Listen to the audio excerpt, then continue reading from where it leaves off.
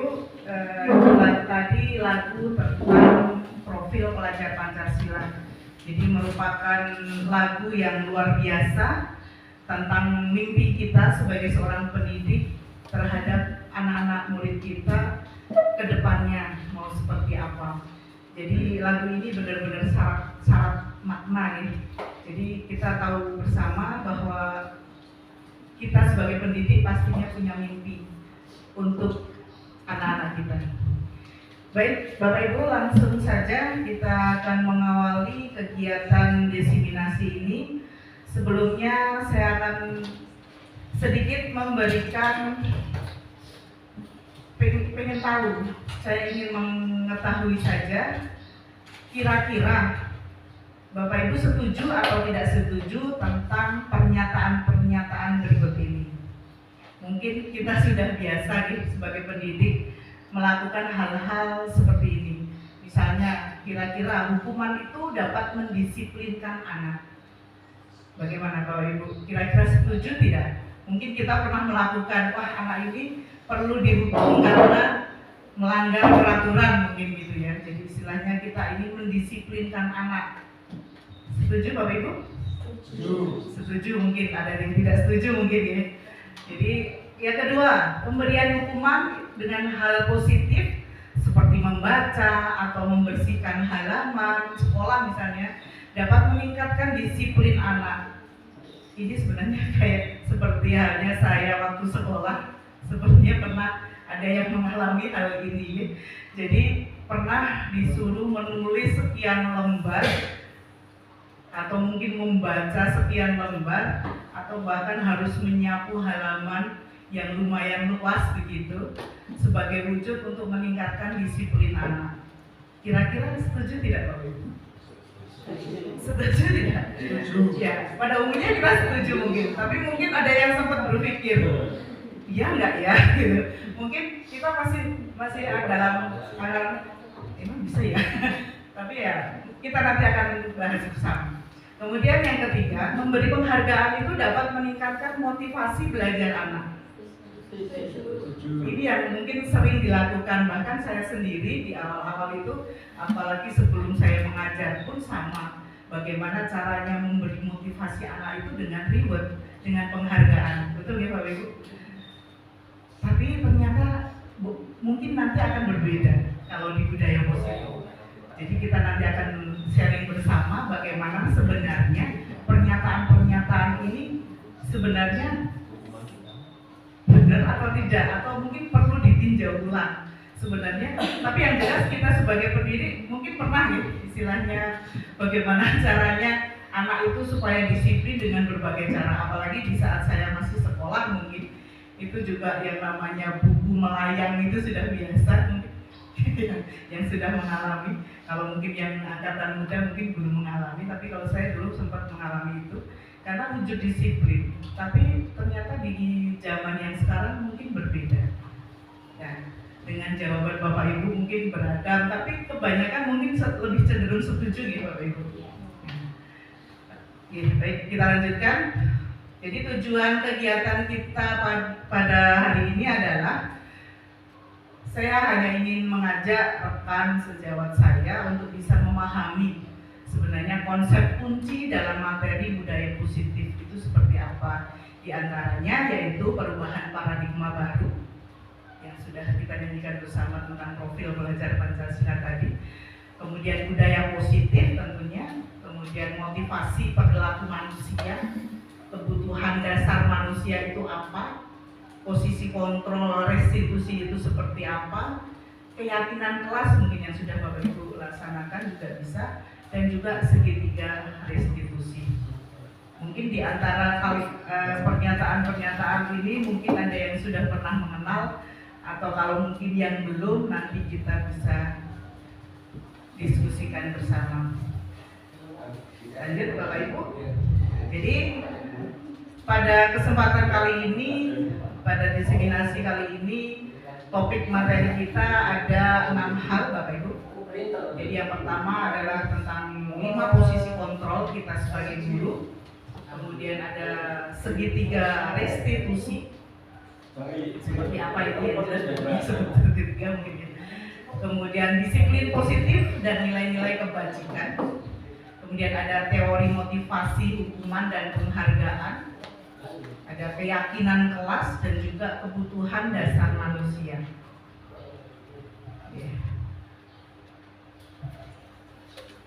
Lanjut, Bapak Ibu. Baiklah Bapak Ibu.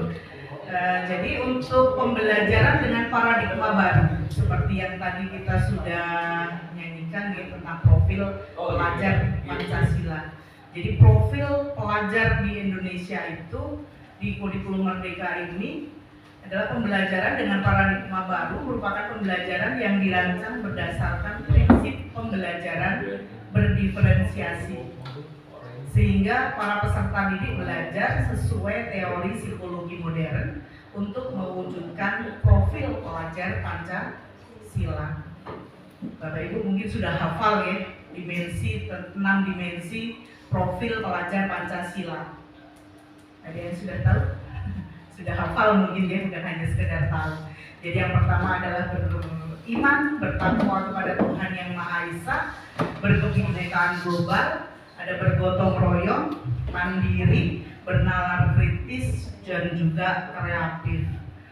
Ini sebenarnya mungkin kita sudah mengenal hal ini sejak lama, tapi mungkin perlu ditinjau ulang bagaimana kita bisa menumbuh kembangkan profil pelajar Pancasila ini pada diri murid-murid kita. Oke Bapak Ibu, oke, kita bermain dulu ya supaya agak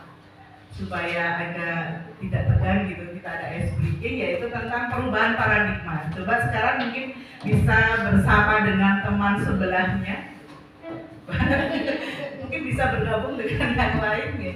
Nah, silakan. Ini adalah permainan tentang buka tangan Anda. Jadi nanti Bapak Ibu silahkan mengepalkan tangan Anda. Okay. Jadi bayangkan bahwa tangan Anda ini adalah diletakkan sesuatu yang sangat berharga. Jadi lalu kepalkan tangan Anda ini dan genggam benda tersebut dengan segala daya. Bagaimana istilahnya, kemudian yang rekan berikutnya, rekan sebelahnya nanti tugasnya adalah mencoba dengan segala cara juga, segala daya juga untuk bisa membuka kepalan tangan Anda itu. Okay. Bisa dipahami ya? Kemudian teman Anda ini boleh membujuk bagaimana caranya bisa menghardik, mungkin ya jangan sampai menghardik, mungkin mengintimidasi, mungkin memarahi, bagaimana caranya bisa membuka tangan ini dengan berbagai cara, atau mungkin menggoda, bisa juga menggelitik, bagaimana caranya biar dia membuka, biar teman Anda ini membuka tangannya, bahkan bisa menawari Anda dengan sejumlah uang. Biasanya begitu ya. Saya beri uang nanti, tapi buka dulu tangannya agar Anda bersedia membuka kepala tangan Anda. Jadi bagaimana caranya Anda berusaha. Siap Bapak Ibu? Oke, silakan. Coba kita coba ya. Kita coba bagaimana Bapak Ibu akan mempertahankan diri atau mungkin berusaha bisa membuka tangan teman Anda untuk bisa membuka kepala tangannya. Sudah dilakukan? Kayaknya nggak dilakukan ya. Malu Bu. Malu ya. Iya, bisa ya. Salah satu mempertahankan tangan seolah-olah yang di dalamnya adalah barang yang berharga ya. Rasain. Sampai selesai lama. Sudah? Apa yang terjadi Bapak Ibu? Kira-kira bisa berbuat tidak Bapak Ibu? Bisa tidak? Bisa. Susah atau gampang untuk bisa membuka kepala tangan teman Anda? Susah. Oke. Ya. Persiapan ya. Bagaimana caranya supaya bisa sama-sama membuka kepala tangan? Oke. Jadi, ini pertanyaannya. Kira-kira apakah Anda atau B itu bisa membuka kepala tangan Anda? Tadi jawabannya tidak ternyata. Mengapa? Pasti ada alasannya, ya Bapak Ibu. Kenapa kok tidak mau membuka kepala tangannya? Nah ini yang namanya nanti ada di urusan posisi kontrol tadi. Ya. Apakah Anda dan B itu menutup kepala tangan Anda? ya, tidak mau membuka bagaimanapun caranya, karena ini adalah keputusan saya, ini adalah barang yang harus saya pertahankan begitu. Dalam kegiatan ini sesungguhnya siapa yang memegang kendali Bapak Ibu? Siapa yang memegang kendali? Apakah teman Anda, orang luar, atau diri kita sendiri untuk bisa membuka kepala itu? Ternyata siapa? Ternyata diri kita sendiri, betul sekali Bapak Ibu. Jadi mengubah paradigma stimulus respon. Jadi stimulus itu semacam rangsangan begitu ke pendekatan teori kontrol. Jadi begini Bapak Ibu, kita kadang berpikir bahwa kita seorang guru itu bisa mengontrol murid, betul? Saya bisa membentuk murid saya menjadi seperti apa, saya bisa menjadikan dia menurut dengan saya. Mungkin saya sebagai orang tua juga kadang berpikir, kalau anak saya nurut, itu keberhasilan saya. Mungkin kita berpikir seperti itu, betul? Yeah.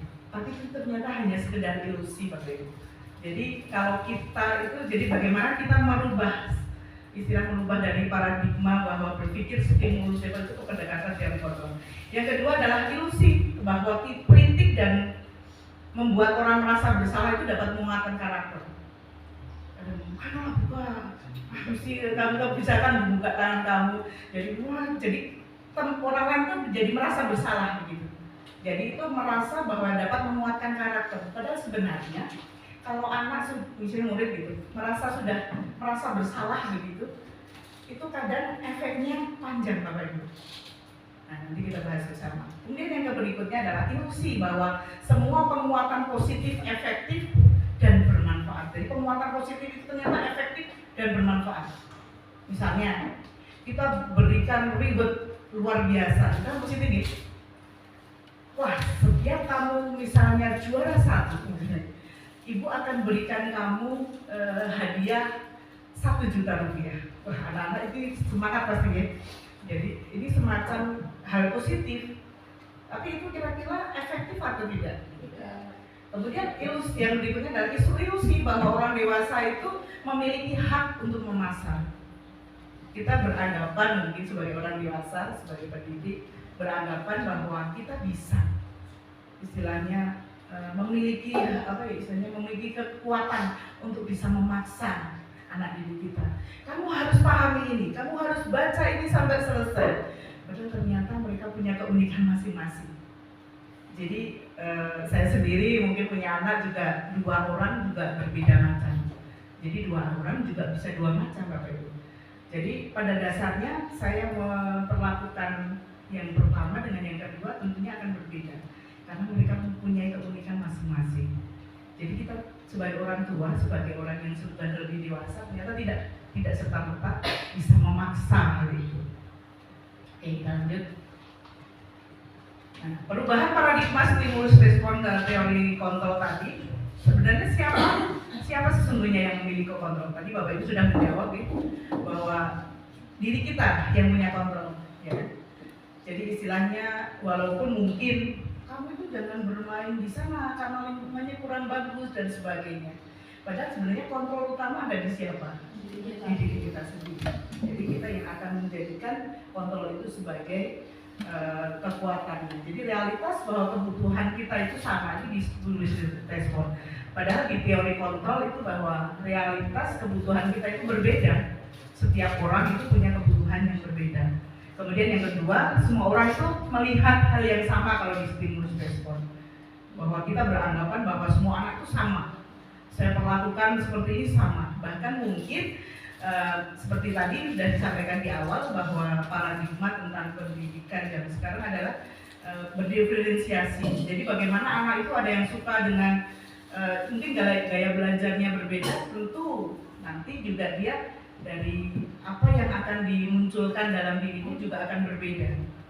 Jadi yang dari estetik mungkin dia sambil lompat tapi dia juga bisa sambil belajar Bapak Ibu.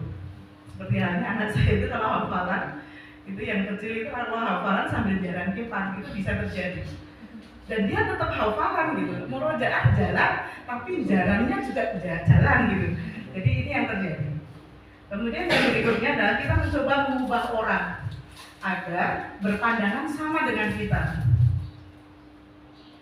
Jadi kadang merasa bahwa kalau di stimulus respon itu kita berarti menganggap bahwa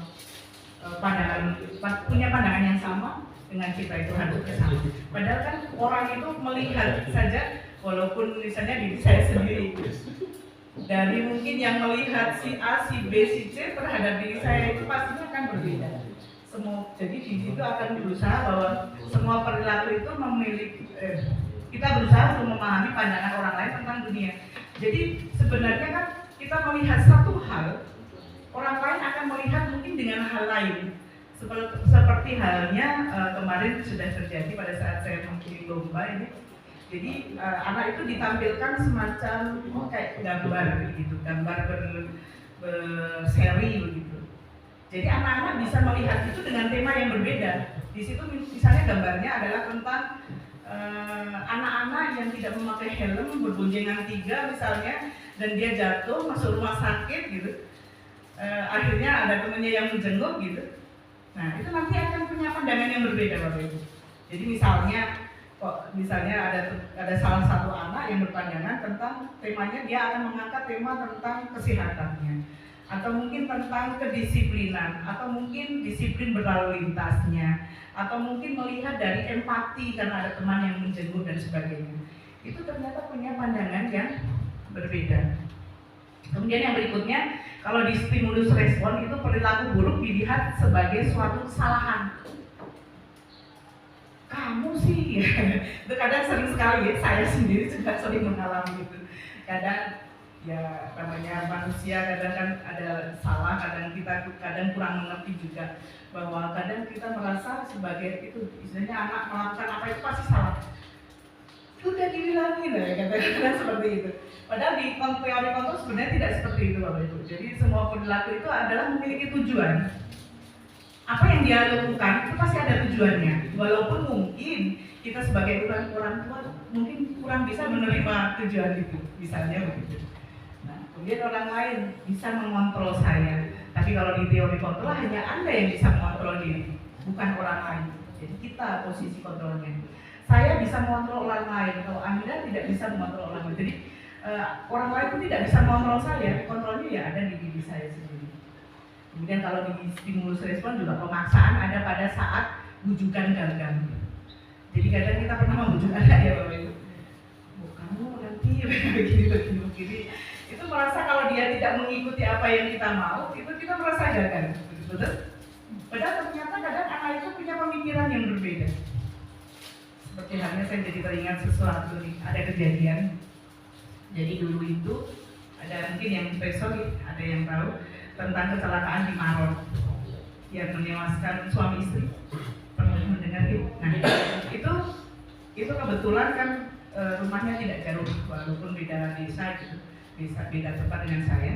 Tapi itu sebenarnya ternyata beliau ini punya, yang suami istri ini yang meninggal ini punya anak kecil, masih sekitar belum ada 2 tahun, mungkin masih belasan bulan gitu. Nah si ini anak ini sebenarnya kan walaupun dia mungkin belum besar ya, kalau hanya belum ada 2 tahun ini kan belum besar. Dia merengek, dia nangis untuk minta ASI ke ibunya. Jadi sampai nangis luar biasa, tapi ternyata ibunya bilang, nanti saja kalau sudah pulang jemput bapak. Jadi bapaknya pulang kerja dan harus dijemput ibunya. Dan ini menurut saya adalah kita kadang nggak berpikiran bahwa pandangan anak itu kadang kita nggak mengikuti apa yang anak mau. Ternyata pulang-pulang sudah tidak bisa menyusui anaknya. Dan itu saya waktu itu benar-benar merasa, ya Allah, ternyata anak sekecil itu saja kita juga perlu dengar.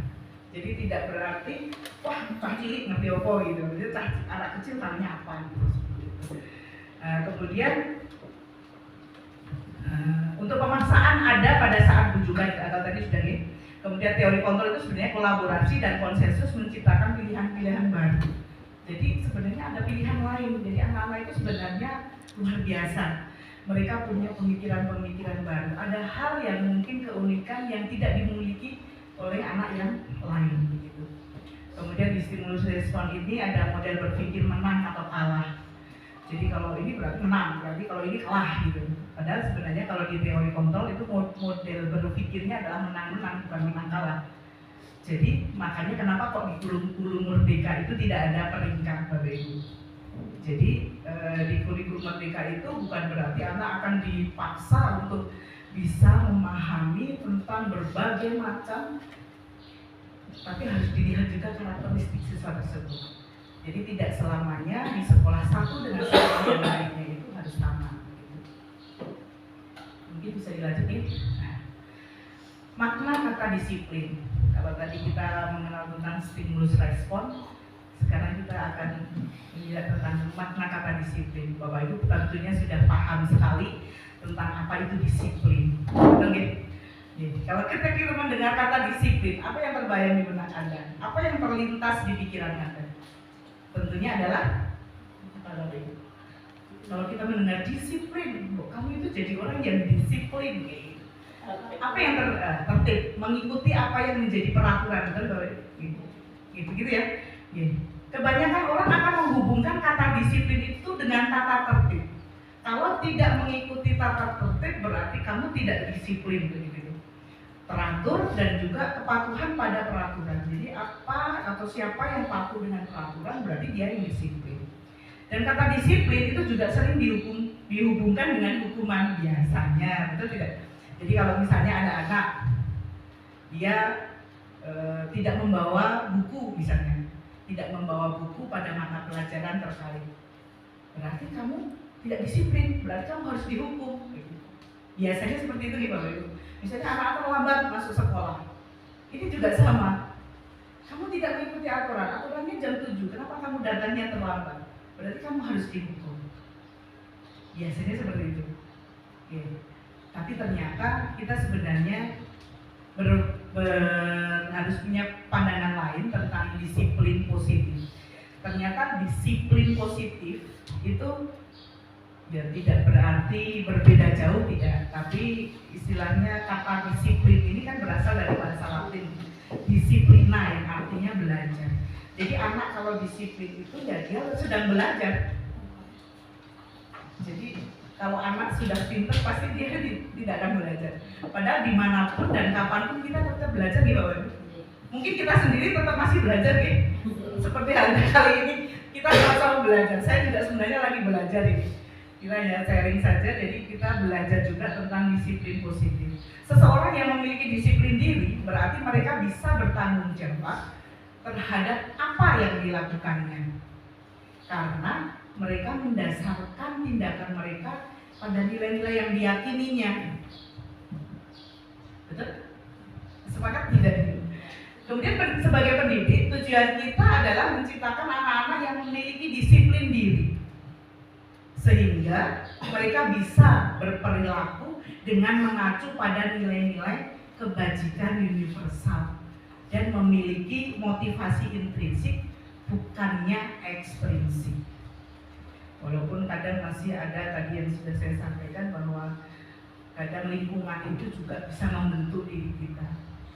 Tapi kembali lagi ke kontrol diri kita pada diri sendiri seperti itu.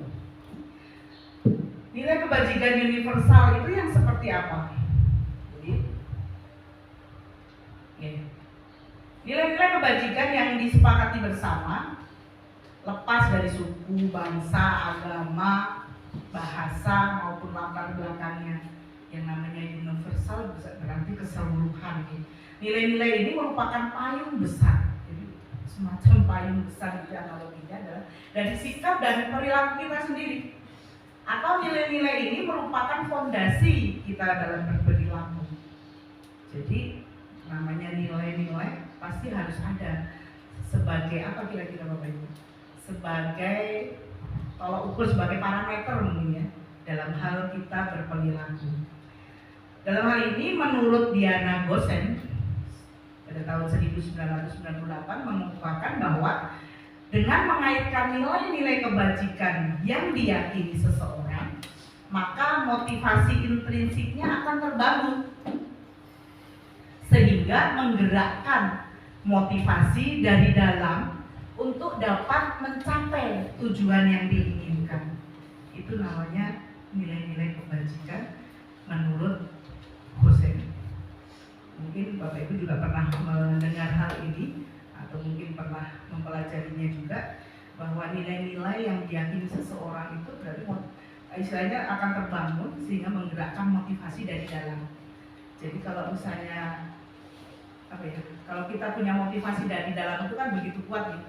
Mungkin Bapak Ibu punya pengalaman, ini sedikit cerita saja, saya pernah punya pengalaman motivasi dari dalam yang begitu kuat karena latar belakang saya yang saya menganggapnya sebagai orang yang pendiam katanya dulu, orang yang penakut dan termasuk orang yang kurang pintar gitu di sekolah saya dulu, terutama di SD waktu itu. Nah, ibu guru saya itu pernah berkata begini, kalau kamu hanya nilainya seperti ini, gak pernah mau merubah diri kamu, berarti kamu nanti akan diterima di sekolah, waktu itu disebutkan SMP saja. Itu saya benar-benar merasa shock luar biasa, merasa seperti ditampar luar biasa, karena SMP yang disebut SMP saja itu adalah, mungkin Bapak Ibu ada yang masuk, itu adalah SMP yang masuknya siang, dan anak-anaknya itu hanya anak-anak istilahnya sisa-sisa yang tidak diterima di sekolah negeri yang lainnya. Dan itu saya benar-benar semacam sakit hati luar biasa, tapi motivasi itu yang kalimat itu yang menjadikan motivasi dari dalam diri saya untuk bisa membuktikan bahwa saya tidak seperti yang disebutkan tadi. Ternyata saya mungkin sharing saja bahwa kalimat yang saya pegang sampai saat ini adalah balas dendam terbaik itu adalah dengan menunjukkan kesuksesan di depan orang yang menghina kita. Bagaimana Bapak Ibu? Sepakat tidak? Jadi saya pernah mengalami ini, benar-benar pengalaman pribadi yang luar biasa, menggerakkan hati saya, menggerakkan diri saya, dan itu benar-benar merupakan semacam nilai kebajikan menurut saya. Oke. Baik Bapak Ibu, kita lanjut.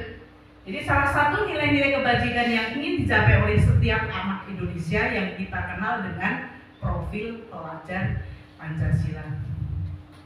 Saya kalau ngomongin profil, kalau berbicara tentang profil pelajar Pancasila itu sebenarnya pada saat saya masih sekolah juga kita sering mengenal Pancasila.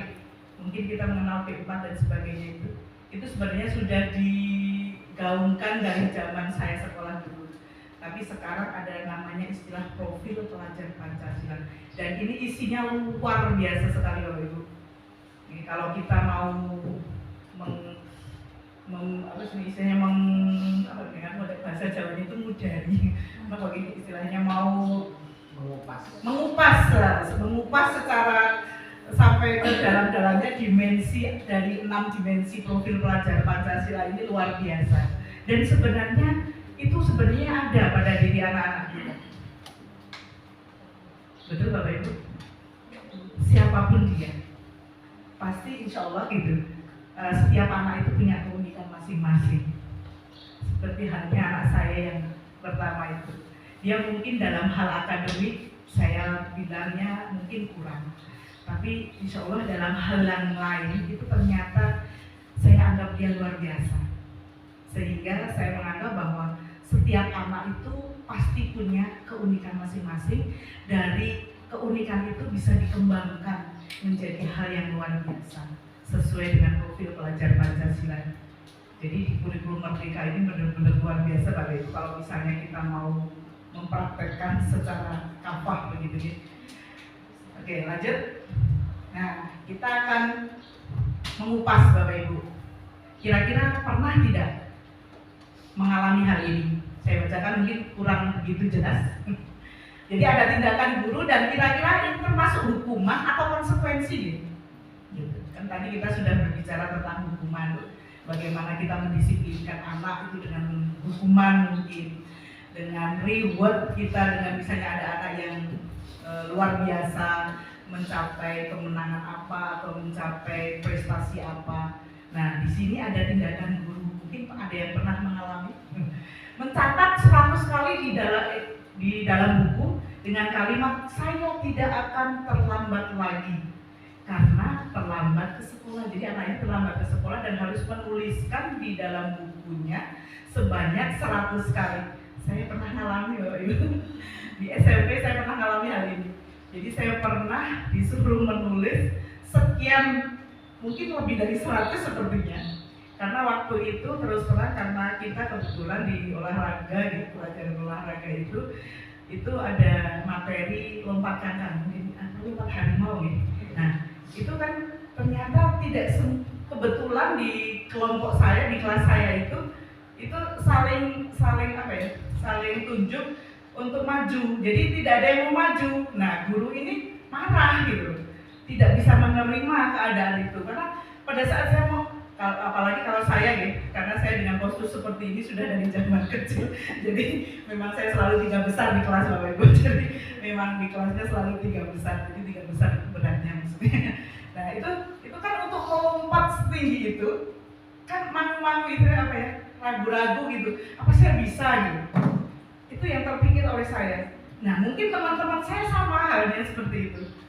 Nah, kira-kira ini hukuman atau konsekuensi di Bapak Ibu? Menulis sekian 100 kali dengan kalimat yang sama. Atau mungkin pernah melakukan gitu. Kalau saya pernah jadi yang melakukan menulis itu, benar-benar pernah mengalami. Jadi alhamdulillah punya banyak pengalaman termasuk menulis itu. Ada? Kira-kira ini hukuman atau konsekuensi? Monggo bisa dijawab masing-masing. Konsekuensi atau hukuman? Oke, mungkin masih berpikir lagi. Kira-kira hukuman apa konsekuensi? Oke, kita lanjut ke yang kedua. Lari mengelilingi lapangan basket, maksudnya lapangan basket sebanyak 2 kali karena terlambat hadir ke sekolah. Jadi penyebabnya dia terlambat masuk sekolah. Jam 7 dia masuk lebih dari jam 7 begitu. Dan dia diminta oleh gurunya, tindakan gurunya adalah lari mengelilingi lapangan basket sebanyak 2 putaran. 2 kali lapangan basket. Kira-kira ini hukuman atau konsekuensi? Kalau sudah ada kesepakatan kelas berarti konsekuensi. Oke, bagus, betul sekali. Bisa Ibu itu bisa. Oke, betul.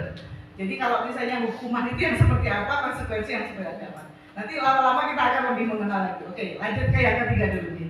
Murid diminta untuk push up 15 kali karena tidak menggunakan masker di sekolah.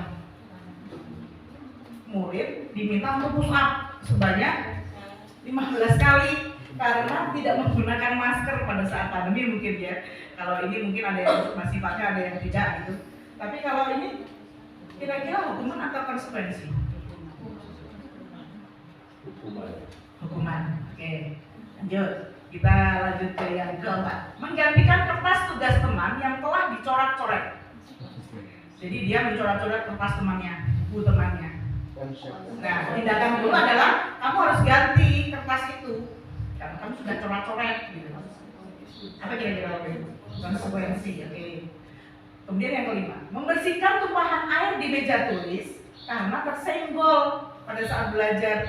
Jadi kadang kita nggak sengaja gitu, ada anak yang mungkin ada belas di meja tapi dia nyenggol dan akhirnya dia harus membersihkan tumpahan di meja itu karena dia sudah menyenggolnya. Konsekuensi apa ya? Konsekuensi, oke. Lanjut. Murid disuruh untuk mengenakan sepatu seharian. Ini yang sering terjadi. Sepertinya juga pernah terjadi di sekolahnya. Jadi murid disuruh mengenakan sepatu seharian di sekolah karena tidak mengenakan sepatu hitam. Misalnya contoh hari Senin nih, ada upacara. Jadi ada upacara, tapi dia pakai sepatu yang tidak hitam. Bahkan mungkin hanya bawahnya itu yang tidak hitam. Kadang anak-anak punya gitu, yang di atasnya hitam tapi bawahnya dia tidak hitam. Itu kadang ada tindakan guru yang menyuruh untuk lepas sepatunya, kamu bisa pakai lagi nanti sebulan misalnya gitu. Jadi kira-kira hukuman atau konsekuensi? Hukuman, oke. Kemudian yang terakhir, lari mengelilingi lapangan basket 2 kali, tadi juga ya, mengelilingi lapangan basket 2 kali juga, karena terlambat 10 menit untuk pelajaran PJOK. Jadi bukan terlambat masuk sekolah, tapi dia terlambat, misalnya jam ketiga dia harusnya masuk di pelajaran PJOK, tapi ternyata dia terlambat masuk lapangan karena dia mungkin ke belakang atau mungkin malah ke kantin atau mungkin kemana gitu. Nah, ini kira-kira konsekuensi atau hukuman? Konsekuensi. Ternyata kita masih agak bingung juga ya mungkin ya.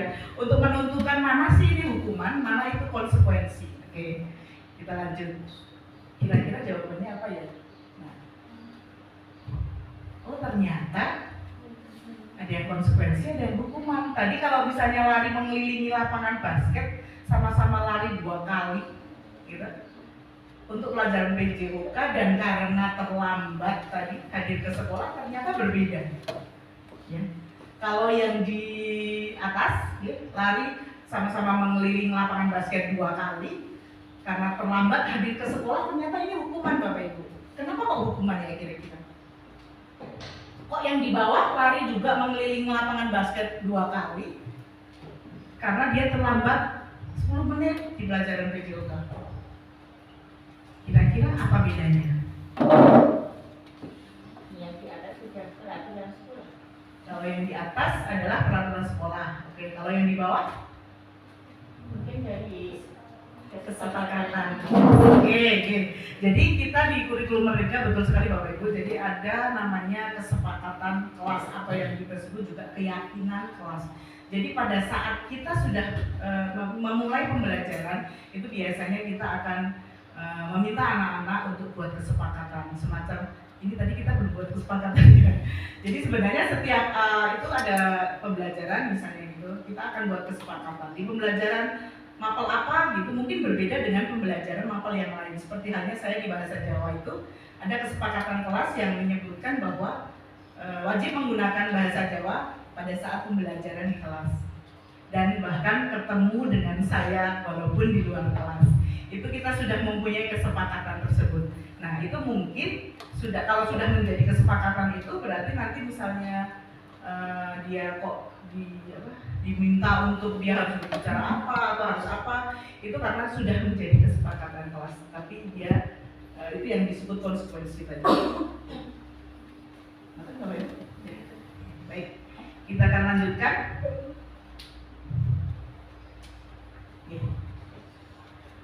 Jadi inilah perbedaan antara hukuman dan konsekuensi. Apa sih perbedaannya sebenarnya?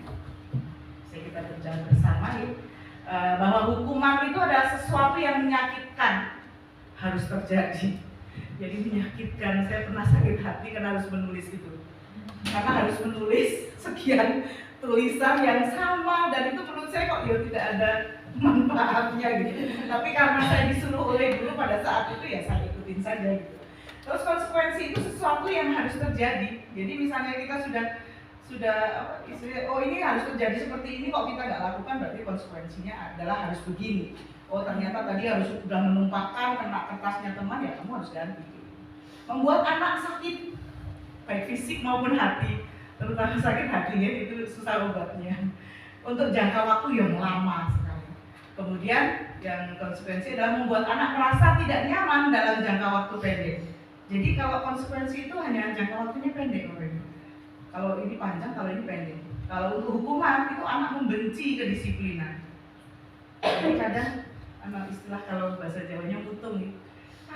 Saya nggak mau lagi apa gitu. Kadang juga jadi benci dengan gurunya bisa jadi. Jadi itu yang karena dari unsur sakit hati tadi. Anak menghargai disiplin itu kalau dikonsekuensi. Jadi anak-anak akan otomatis cenderung menghargai tentang disiplin. Kalau hukuman itu istilahnya adalah paksaan. Betul Bapak Ibu? Kalau hukuman itu kan paksaan, jadi dia tidak sadar dari dirinya sendiri. Kalau konsekuensi adalah stimulus atau tanggapan. Kemudian untuk hukuman mendorong anak menyakiti diri sendiri. Pernah mungkin Bapak Ibu mengetahui atau mungkin merasakan atau mungkin pernah melihat ada anak didiknya adalah kadang menyakiti diri sendiri. Saya pernah terjadi itu. Murid pertama saya waktu itu ternyata dia menyakiti diri sendiri karena dia merasa bersalah. Jadi daripada saya dihukum, saya mau menghukum diri saya sendiri. Nah itu malah lebih menyakitkan lagi. Kemudian kalau konsekuensi adalah mendorong anak agar mudah menyesuaikan diri. Kalau hukuman, konsep diri yang buruk. Kalau yang konsekuensi adalah konsep diri yang baik. Kalau hukuman adalah anak belajar untuk menyembunyikan kesalahan, betul Bapak Ibu? Kalau misalnya kita nilainya 3, dihukum oleh bapaknya ini, gitu. Kok kamu nilainya jelek, gitu? Gitu? Kalau di rumah tuh anak-anak kadang nangis. Kalau di sekolah nangis karena wah saya nanti kalau di rumah nanti bisa dimarahin bapak saya karena nilai saya jelek gitu. Padahal kalau misalnya di konsekuensi adalah anak belajar untuk mematuhi peraturan, jadi dia otomatis dari dalam dirinya. Kalau hukuman itu marah, timbul rasa marah, rasa bersalah, dipermalukan dan merasa tidak kayak semacam tidak berguna begitu. Jadi menganggap saya itu bukan siapa-siapa begitu. Kalau konsekuensi adalah kehilangan hak, dibuat tidak nyaman dan diasingkan.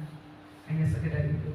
Bedanya di situ. Oke Bapak Ibu, lanjut untuk kebutuhan dasar manusia itu ada 5 Bapak Ibu. Kalau kita kadang merasa bahwa kebutuhan itu ada kebutuhan primer, sekunder begitu.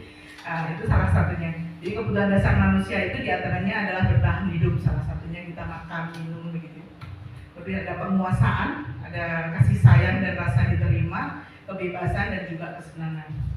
Sedikit Bapak Ibu, ini ada tentang bisa mungkin digambarkan tentang kebutuhan dasar manusia. Tentang kebutuhan dasar manusia.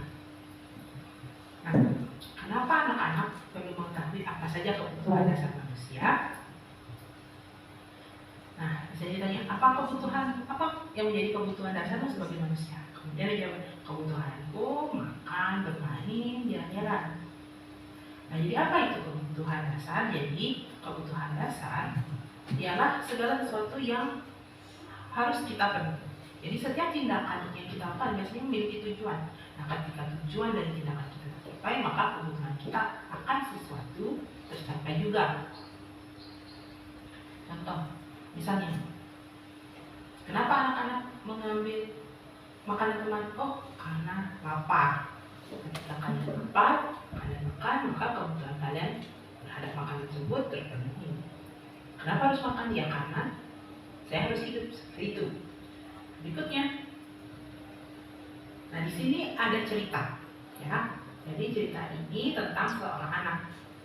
Nah, temannya di sini berkata, "Duh, kamu ini tadi terlambat, kamu teman, sekarang bawa sampah sembarangan. Aduh, Bom-Bom selalu saja buat gaduh, padahal sudah sering dinasihati dulu." Nah, nama anak yang berbuat gaduh itu namanya Bom-Bom. Kemudian Bom-Bom berkata, "Ya deh, maaf, lain kali tidak aku ulangi." Nah, kira-kira kenapa Bom-Bom melakukan tindakan tersebut? Anak-anak teringat, setiap tindakan yang kita lakukan memiliki tujuan. Kira-kira apa tujuan Bom-Bom? Kenapa dia terlambat, mengganggu temannya, dan buang sampah sembarangan?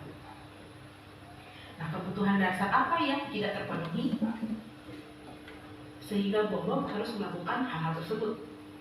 Kita cari tahu sekarang. Nah, jadi anak-anak, ada 5 kebutuhan dasar manusia.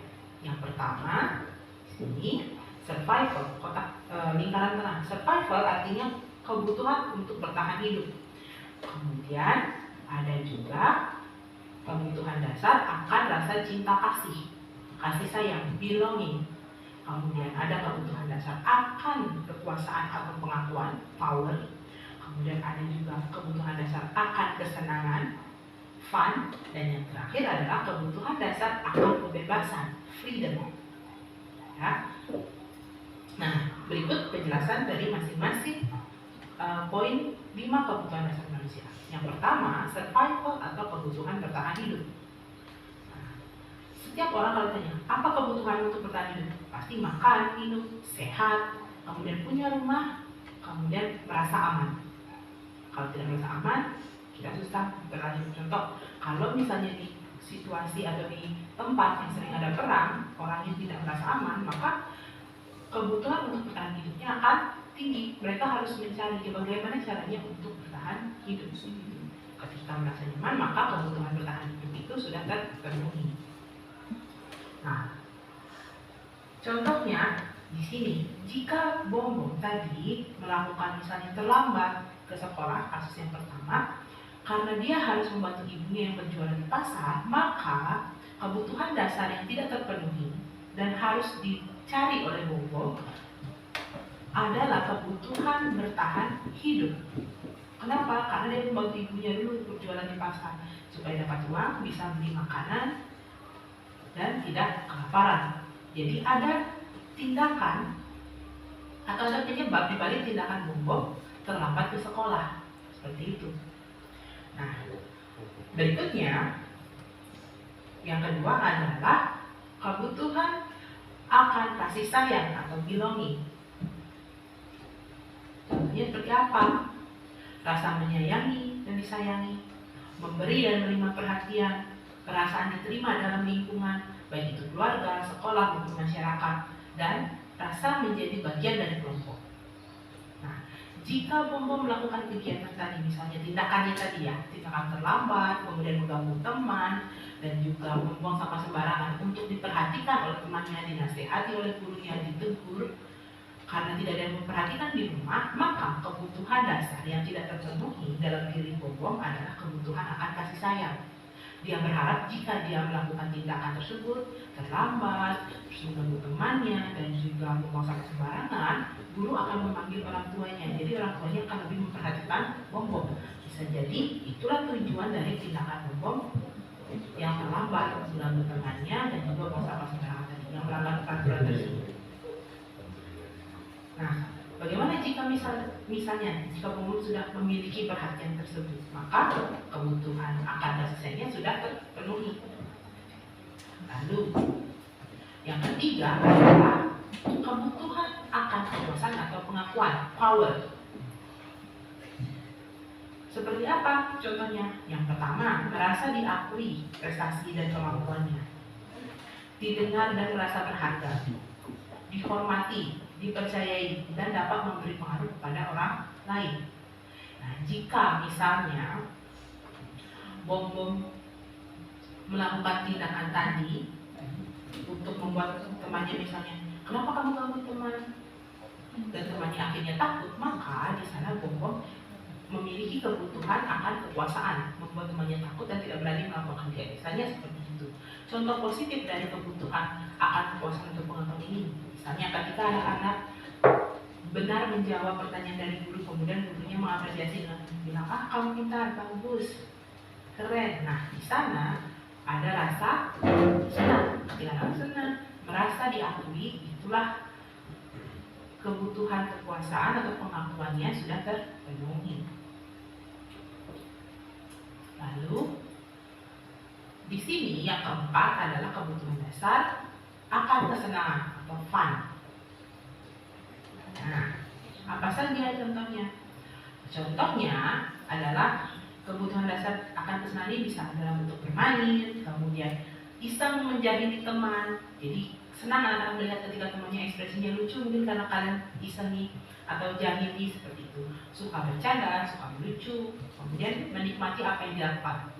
Ketika anak-anak melakukan sesuatu karena diperintah, disuruh, dipaksa, maka di sana tidak akan ada kesenangan. Jadi anak-anak akan mencari kesenangannya. Contoh, Bom anaknya jahil, suka sekali mengganggu temannya. Itu alasan kenapa dia mengganggu temannya, untuk melihat ekspresi temannya yang lucu ketika dijahili. Maka kebutuhan dasar yang ingin dipenuhi oleh Bom adalah kebutuhan akan kesenangan atau fun. Yang terakhir adalah kebutuhan akan kebebasan atau freedom. Tidak ada manusia pun yang suka dikekang, yang semuanya ingin merdeka istilahnya. Nah, seperti apa? Pertama, ingin mandiri, bisa menentukan sendiri, memiliki pilihan, tidak ditentukan oleh orang lain untuk ini gitu. Kemudian tidak dikekang orang lain, artinya diatur dan suka mencoba. Nah, contoh di sini, kebutuhan akan kebebasan. Jika misalnya Bom adalah anak yang tidak suka mengikuti aturan, dia tidak suka misalnya buang sampah pada tempatnya, dia sukanya buang sampah, ya udah gimana, suka-suka dia. Maka di sana yang ingin dipenuhi oleh Bom adalah kebutuhan akan kebebasan. Sayangnya tindakan Bom ini negatif. Contoh positif dari kebutuhan akan kebebasan, misalnya mandiri. Ketika anak-anak misalnya diatur harus belajar jam 9 pagi, padahal anak pengennya belajar jam 11 siang, kenapa jam 9 pagi tidak mau? Karena saya masih ngantuk, jam 11 baru saya bisa belajar dengan fokus. Nah, ketika anak memiliki pilihan, bisa milih untuk belajar jam 11, di sana anak-anak sudah bisa memenuhi kebutuhan anak-anak akan kebebasan. Seperti itu. Tidak dikekang, tidak diatur oleh orang lain.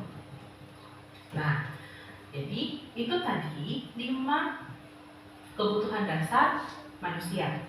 Nih, yuk kita lanjut saja. Jadi itu tadi tentang 5 kebutuhan dasar. Ternyata kita tidak hanya sekedar butuh makan, tapi juga butuh kasih sayang, butuh kebebasan bahkan, dan butuh istilahnya anak itu juga perlu, bukan berarti dibebaskan secara sebebas-bebasnya, bukan, tapi benar-benar dia perlu ada kebebasan. Terus kemudian untuk perilaku, motivasi perilaku manusia itu ada dari motivasi ekstrinsik dan juga motivasi intrinsik. Yang tentunya untuk menghindari ketidaknyamanan, ya. Jadi kalau misalnya motivasi ekstrinsik tadi sudah disebutkan untuk menghindari kenyamanan, jadi untuk mendapatkan imbalan juga penghargaan dari orang lain. Jadi kita hanya merasa bahwa nanti saya dapat reward, jadi saya harus begini, gitu. Itu untuk perilaku ekstrinsik. Kalau untuk yang intrinsik adalah menjadi orang, misalnya menjadi orang yang mereka inginkan dan tetap menghargai diri sendiri. Tidak berarti menghargai hanya sekedar orang lain, tapi diri sendiri juga dihargai dengan nilai-nilai yang mereka percaya. Jadi Bapak Ibu, kemudian untuk teori motivasi perilaku yang tadi sudah saya sebutkan, kita next. Nah, dihukum oleh penghargaan. Ternyata penghargaan itu adalah hukuman, Bapak Ibu. Mungkin kita ada yang kurang bisa menerima hal ini. Kalau mungkin di pengalaman gitu, kalau misalnya di pengalaman itu adalah kita pada saat ada kejuaraan, misalnya ada anak-anak mendapatkan kejuaraan tertentu begitu, terus mereka mendapatkan reward yang luar biasa, uang pembinaan yang luar biasa gitu. Itu kadang anak-anak ini mengesampingkan hal-hal, contohnya, wah berarti dengan begini saja saya sudah dapat sekian, dengan begini saja saya sudah mendapatkan penghargaan yang luar biasa. Itu ternyata juga dihukum oleh penghargaan. Ternyata penghargaan itu juga tidak serta-merta positif, tapi juga bisa juga negatif.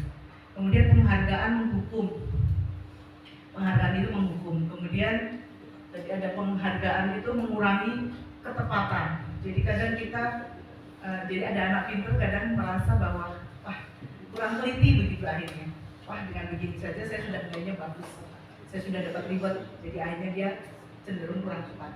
Terus penghargaan itu juga kurang efektif atau tidak efektif. Penghargaan juga merusak hubungan. Selain itu penghargaan juga bisa menurunkan kualitas. Penghargaan juga bisa mematikan kreativitas. Kadang merasa sudah mencapai sesuatu itu kan kadang kreativitasnya mentok gitu. Jadi sudah tidak mau berkembang lagi gitu. Penghargaan juga mengurangi motivasi intrinsik. Jadi dari dalam itu merasa bahwa saya sudah begini saja dapat penghargaan begini. Kenapa saya harus wow gitu? Jadi kenapa saya harus mengembangkan lagi? Kenapa saya harus belajar lagi? Jadi kadang mematikan juga kreativitas, juga mengurangi dari motivasi.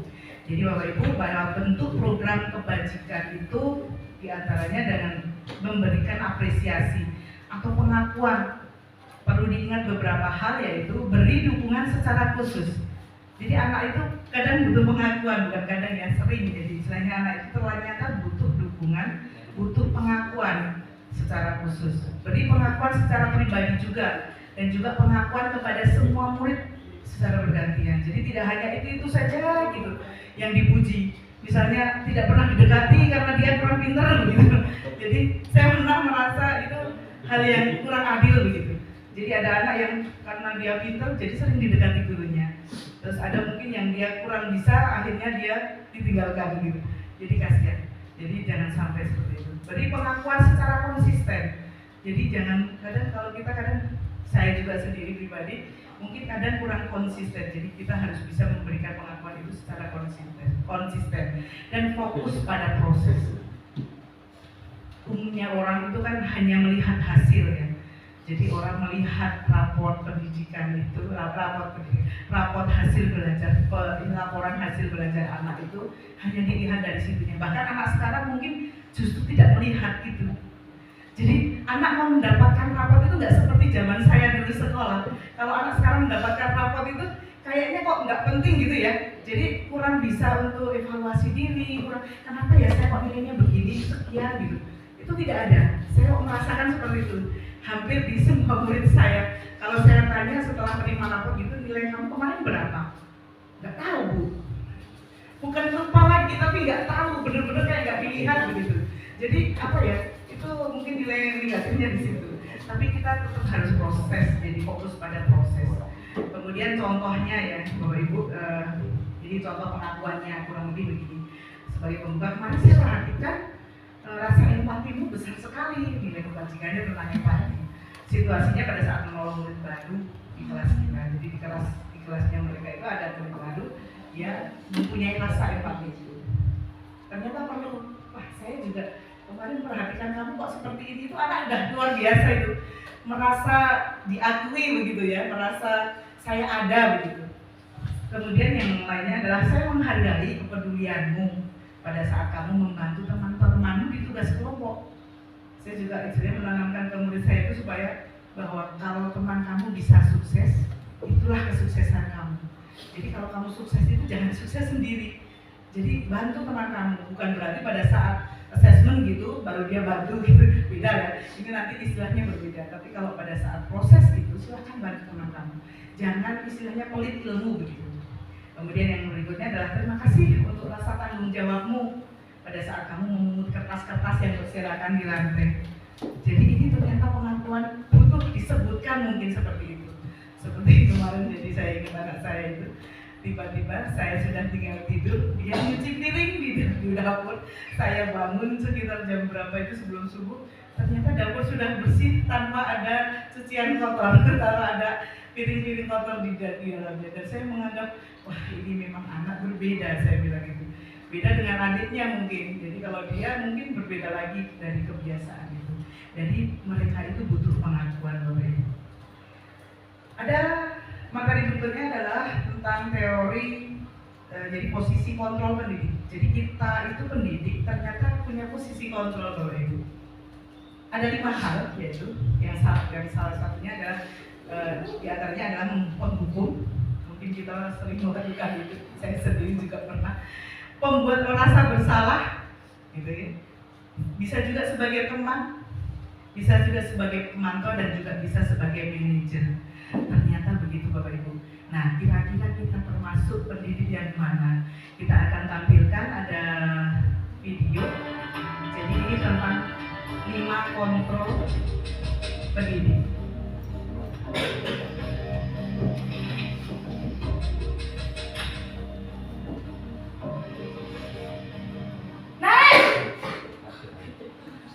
Sini kamu. Selalu terlambat. Kamu deh pasti terlambat. Apa coba? Alasan kamu apa lagi? Kapan sih kamu tidak terlambat? Malas sekali ya kamu jadi anak. Saya Dasar pemalas. Gak kapok-kapok sih kamu. Sudah berapa kali terlambat? Sana, kamu keliling lapangan basket 2 kali. kenapa saya harus keliling lapangan basket, Bu? Kenapa? Kamu melawan ibu? Berani-beraninya jawab. Sudah terlambat, masih berani jawab pula. Sekarang, keliling lapangan basket 5 kali sekalian. Biar kapok. Cepat. Pergi sana ke lapangan basket.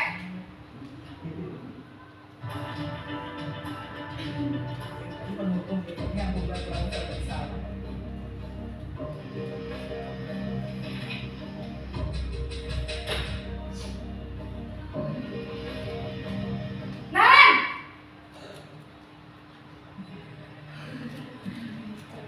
Selamat pagi, Bu. Naren. Kamu kenapa terlambat lagi, nak? Ya Tuhan, Naren. Kamu senang ya bikin ibu susah ya? Kira-kira ini siapa ya? Kalau kamu terlambat lagi, nanti ibu yang ditegur bapak kepala sekolah, nak. Disangka ibu tidak bisa membina kamu. Tuh, gimana ini? Maaf, Bu. Duh Gusti Naren. Kamu suka ya kalau ibu ditegur bapak kepala sekolah? Terus, sekarang ibu harus tulis apa ini di buku absen? Ini kamu sudah sering terlambat loh. Ibu harus apa coba? Maaf, Bu. Maaf sekali. Ya sudah, lain kali jangan bikin ibu susah lagi ya nak ya. Ibu tidak akan kuat lagi kalau kamu begini terus. Bisa jantungan kalau ibu ditegur bapak kepala sekolah. Sana cepat kelas. Maaf ya Bu. Maaf sekali. Posisi pembuat rasa bersalah berbicara dengan nada tenang. Jadi lebih tenang, tapi meyakinkan.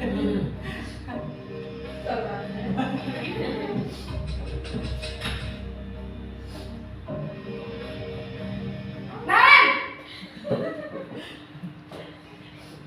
Ekspresinya pas banget ya. Selamat pagi Bu.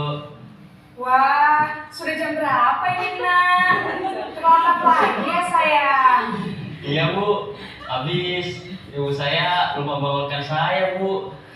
Kamu malah menyalahkan ibu kamu. Kamu bukannya anak yang larinya paling kencang. Kok terlambat sih? Iya Bu. Saya memang terlambat bangun tadi. Jadi biarpun saya lari kencang, tetap gak kekejar Bu. Ya sudah sana. Nanti lain kali larinya lebih kencang lagi ya. Biar gak terlambat lagi. Bikin seneng ibu. Demi ibu. Bisa kan?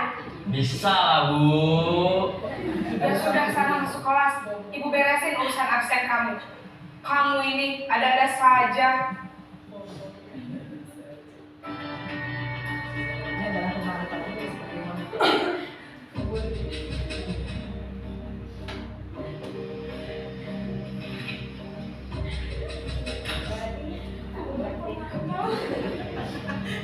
Nan! Bisa menilai diri sendiri atau menilai temannya. Selamat pagi Bu. Naren, apa peraturan sekolah kita tentang jam berapa kita harus masuk sekolah, Nan? Kita harus di sekolah jam 7 Bu. Iya betul, sekarang sudah jam 7.20. Naren sudah tahu konsekuensinya jika terlambat hadir. Paham Bu. Saya harus tinggal kelas pas jam istirahat selama 20 menit. Iya benar, konsekuensinya demikian. Jadi nanti jam 9.30 pas istirahat, kamu harus tinggal di kelas, kerjakan tugas tambahan untuk ketertinggalan kamu, ya? Baik Bu. Ini adalah posisi manajer. Tidak lagi.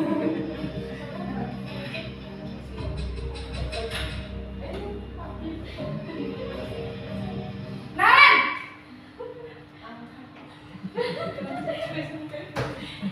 Selamat pagi Bu. Selamat pagi Naren. Maaf Bu, saya terlambat. Iya, sekolah masuknya jam 7, sekarang sudah jam 7.20. Jadi sekarang bagaimana ini Naren? Maaf Bu, saya lupa setel alarm saya semalam. Baiklah, menurut kamu, keyakinan sekolah yang mana yang perlu kamu tingkatkan? Menghargai diri sendiri dan orang lain mungkin ya Bu. Setuju. Jadi, apakah Naren meyakini prinsip saling menghormati tersebut? Iya Bu, saya meyakininya. Apakah Naren bersedia memperbaiki masalah keterlambatan ini? Bersedia Bu. Bagaimana kamu akan perbaiki masalah keterlambatan ini? Saya akan coba untuk tidak lupa menyetel alarm saya Bu. Baik, kalau Naren lupa menyetel alarm di rumah, ada orang yang kira-kira bisa bantu mengingatkan tidak? Ada Bu, kakak saya, Kak Emma. Ada lagi selain Kak Emma? Selain Kak Emma, ada ibu saya. Baik, jadi yang mengingatkan Naren adalah Kak Emma dan ibu kamu ya? Kira-kira akan mulai setel alarm kapan nih Naren? Setelah pulang sekolah, akan segera saya lakukan. Baik, jadi Naren akan setel alarm untuk bangun besok pagi dan akan diingatkan oleh kakak dan ibunda Naren ya. Ada lagi yang mungkin perlu dilakukan Naren agar tidak terlambat bangun lagi? Tidak ada Bu. Baik Naren, terima kasih untuk kerjasama kamu. Sekarang kamu perlu kembali ke kelas untuk belajar. Baik Bu, terima kasih. Oke. Jadi ada 5 posisi kontrol seorang guru. Jadi dari 5 itu kira-kira mana ya Bapak Ibu yang pas untuk bisa dilakukan sebagai seorang pendidik, yang sebagai manajer gitu sekali. Jadi ternyata sebagai manajer itu bisa menggali apa yang menjadi alasan murid, tidak hanya sekedar menghukum dan sebagainya. Jadi ini adalah tentang 5 posisi kontrol. Jadi di posisi guru, jadi ada penghukum, pembuat rasa bersalah, teman, pemantau, dan manajer. Kalau di penghukum itu adalah dengan menghardik, misalnya menunjuk-nunjuk, menyakiti, menyindir gitu ya. Pokoknya dengan kata-kata yang luar biasa itu tadi. Kemudian guru berkata, kalau kamu tidak melakukannya, awas ya, rasakan. Jadi itu benar-benar semacam menghukum kepada murid tersebut. Hasilnya adalah memberontak. Anak bukannya bisa menerima itu, tapi malah memberontak, menyalahkan orang lain dan bisa berbohong. Besok lagi saya akan berbohong supaya tidak dimarahi. Kemudian murid akan meletakkan guru di luar dunia balik istilahnya. Murid tidak terlalu, jadi istilahnya guru ini kesannya adalah diikuti apa yang menjadi perintahnya, tapi ternyata murid tidak merasa sebagai itu hal yang baik gitu. Jadi cenderung tidak suka dengan guru tersebut. Dari posisi murid itu akan berkata saya tidak peduli. Jadi guru akan berkata apapun itu dalam hatinya akan muncul rasa saya nggak peduli. Adalah bahasa idol mungkin seperti itu. Kemudian membuat merasa bersalah. Jadi berceramah, mengatakan yang seharusnya bagaimana. Jadi benar-benar kalimatnya memang lebih halus ya, tapi istilahnya itu juga sama saja. Jadi berceramah, kamu harusnya begini, harusnya begini. Jadi bikin ibu stres, bikin ibu bingung, bikin ibu merasa bagaimana gitu. Terus membunyikan dan menyangkal dan juga berbohong. Dia akan menyembunyikan hal itu. Jadi misalnya sebenarnya dia terlambatnya karena apa gitu, dia akan menyembunyikan hal itu, jangan sampai guru ini tahu gitu. Kemudian murid meletakkan guru di dalam dunia yang berkualitas. Kemudian di murid sendiri akan berkata maafkan saya, jadi dia merasa bersalah sekali terhadap ini. Nah ini nanti jangka waktunya panjang. Kemudian sebagai teman, mungkin bisa untuk guru akan membuatkan alasan-alasan untuk muridnya. Jadi istilahnya akrab begitu ya, ayolah lakukan demi ibu gitu, dan sebagainya. Hasilnya adalah ketergantungan. Jadi kalau dia nggak dengan ibu guru itu mungkin dia nggak akan mau begitu.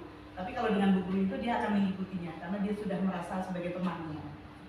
Kemudian untuk muridnya juga akan berkata, saya pikir bapak ibu itu sebagai teman saya. Ini juga kurang pas. Untuk pemantau itu dengan menghitung dan mengukur, jadi segala sesuatunya terukur luar biasa ya.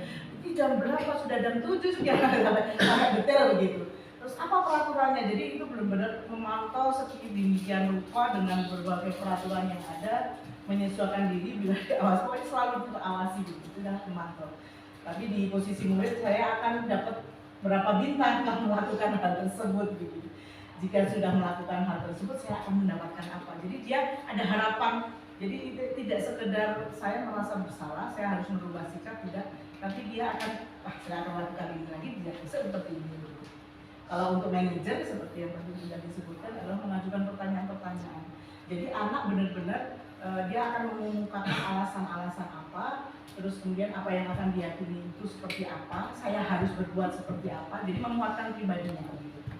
Dari segi murid itu akan bagaimana caranya agar saya bisa memperbaiki keadaan yang seperti ini. Saya akan memperbaiki masalah ini dengan apa gitu. Jadi dia bisa mencari solusinya. Gitu nih Bapak Ibu. Lanjut. Nah ini tugasnya adalah kita akan menjadi guru di posisi mana kira-kira. Kalau ada pernyataan yang menyebutkan saya kecewa sekali dengan kamu, kira-kira yang mana Bapak Ibu? Saya kecewa sekali. Kamu ini bagaimana sih? Saya kecewa sekali. Di posisi apa tadi? Pembuat rasa bersalah. Kamu ini tidak pernah benar melakukannya. Selalu salah. Ayolah lakukan demi ibu, demi bapak. Sebagai teman. Apakah kamu mau mendapatkan stiker bintang hari ini? Teman juga ini. Bagaimana kamu bisa menyelesaikan masalah ini? Kira sebagai apa? Manajer. Kamu selalu yang paling terakhir. Selalu dan selalu. Sepertinya tidak ada baiknya begitu. Kira sebagai posisi apa? Penghukum. Ya, ini jawabannya. sudah betul jawabannya tadi.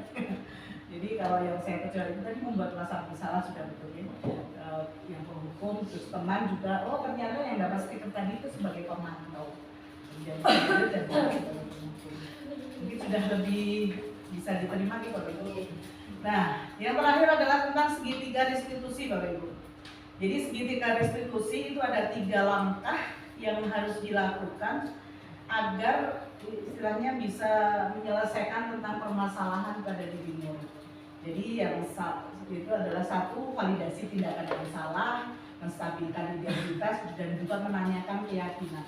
Jadi ada hubungannya dengan keyakinan kelas tadi. Kemudian untuk yang selanjutnya, untuk yang menstabilkan identitas, biasanya kalau kita misalnya ada anak bermasalah gitu, kan kita kadang panggil anak-anak ini, terus kita akan berusaha untuk bisa menstabilkan identitas itu. Nah, contohnya, ya, kalau kita ingin ia menjadi reflektif, maka kita harus meyakinkan si anak dengan cara mengatakan kalimat-kalimat ini. Itu bisa dengan untuk menjadikan menstabilkan identitas, yaitu diantaranya berbuat salah itu tidak apa-apa. Jadi anak itu juga manusia yang tempat salah juga. Kita orang dewasa pun juga mengalami hal yang sama. Tidak ada manusia yang sempurna, jadi pasti punya kekurangan. Saya juga pernah melakukan kesalahan yang sama seperti itu. Kita bisa menyelesaikan ini. Jadi kita akan menstabilkan identitas. Bapak atau ibu juga tidak tertarik mencari siapa yang salah, tapi bapak atau ibu ingin mencari solusi dari permasalahan ini. Jadi tidak hanya sekedar menyalahkan murid, tapi juga menstabilkan identitas. Kemudian yang berikutnya adalah menstabilkan identitas tadi. Semua ya saya. Harusnya tadi yang berikutnya. Kemudian yang untuk menstabilkan identitas adalah membantu murid mengenali basic need. Jadi kebutuhan dasar yang ingin dipenuhinya itu apa ketika melakukan kesalahan itu. Pada dasarnya setiap tindakan dasar manusia itu pasti memiliki tujuan. Jadi anak-anak itu kalau melakukan apa pasti dia juga punya tujuan tertentu. Kemudian menyanyikan keyakinan. Anak melihat kesalahannya itu dihubungkan dengan norma sosial dan nilai-nilai yang mendasari manusia berinteraksi dengan orang lain. Jadi kita harus menanyakan itu kepada anak didik kita. Jadi ada 3 hal ya Bapak Ibu. Ini sekedar contoh saja, kalau kurang bagus mohon maaf. Mohon maaf saya harus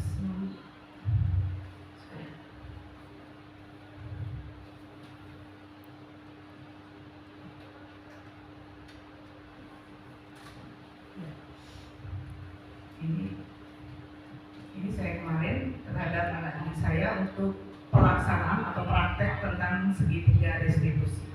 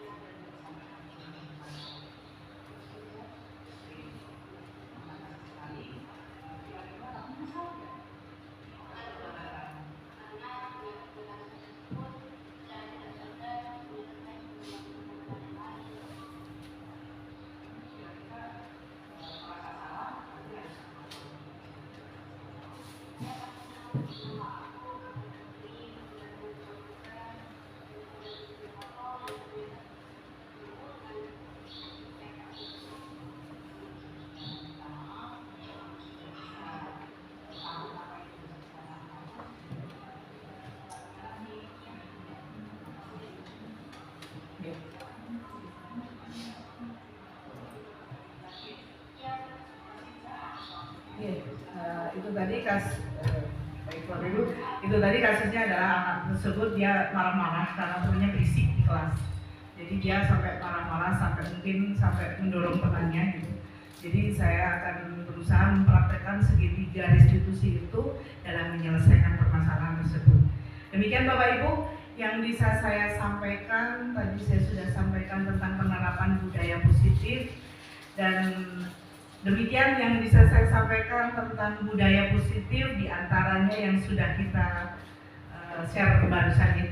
Jadi semoga yang sedikit ini bisa bermanfaat, terutama untuk anak didik kita. Jadi semoga kita selalu menjadi pendidik yang luar biasa, yang bisa memahami karakteristik murid karena dengan berbagai keunikannya masing-masing. Demikian Bapak Ibu, mungkin itu yang bisa saya sampaikan, kurang dan lebihnya mohon maaf. Kalau ada tutur kata dan sikap saya dalam menyampaikan paparan tentang budaya positif ini kurang berkenan, mohon dimaafkan. Demikian, terima kasih. Wassalamualaikum warahmatullahi wabarakatuh.